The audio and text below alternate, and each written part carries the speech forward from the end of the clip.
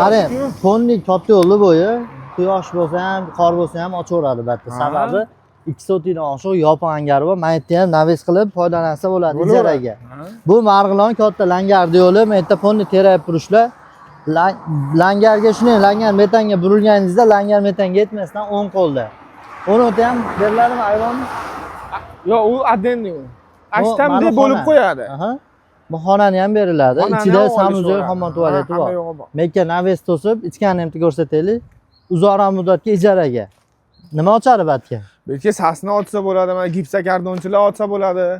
Yana nima mebel sohasidagilar ham olsa bo'ladi. Spa salon olsa bo'lmaydimi? O'sha quruq joyda biznes qilaman deganlar olsa bo'ladi.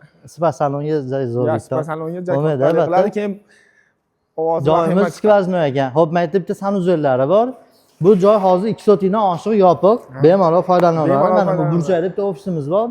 Ofisga tashqaridan kiraverasiz. Ana shu yerda bemalol hisob-kitob qilib, chlaka bloy bo'lgani bilan narxlarga akfaronlar qo'yib chiroyli qilib qo'ygan.